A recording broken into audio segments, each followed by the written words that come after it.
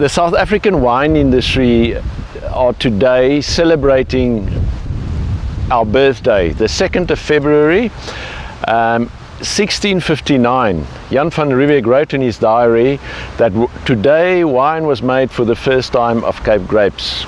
And that makes us the only wine industry in the world that knows our date of inception. Well, those grapes came from the company gardens in the city bowl, and that was basically the first area where wine was produced. That was in the company gardens, and obviously today there's no wine farming happening in that area. It's sort of completely covered by commercial property in the city. And there's been various wine farms since then where wine was cultivated. It's like Wynberg, that's where the name comes from. Jan van Riebeeck had a farm there where Kirstenbosch is. And then Simon van der Stel later on established Groot Constantia. And all these other farms that I've mentioned, like Wynberg and Boschhevel, that's Jan van Riebeeck's farm in where Kirstenbosch is today. All those areas has been taken up by the city now, and it's the wine production in those areas is non-existent.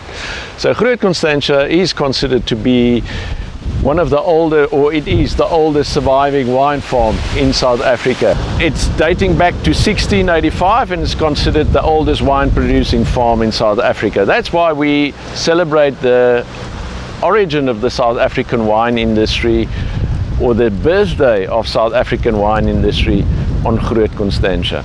Groot Constantia was started in 1685 by Simon van der Stel, the ex-governor of the Cape. And he started this farm to show other farmers how to produce grapes, and it was an initiative to establish the South African wine industry.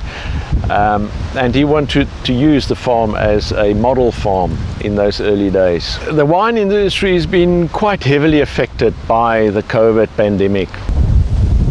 What you see behind us is our main tasting room.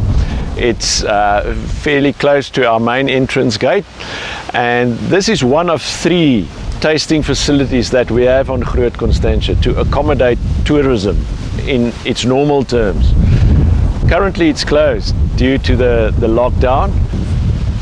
It's one of the most important sales areas we have on the farm to generate income in an effort to uphold this piece of history that we have in the form of this wine estate, which is a living museum and which plays an enormous part to preserve and to showcase the rich and proud heritage of the South African wine industry.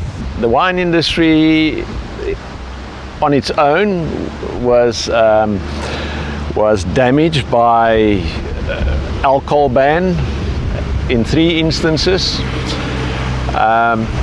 The wine industry in general is also very much exposed to the tourism industry, which is an industry that was affected worldwide. So in a way the wine industry was at a double blow through the pandemic.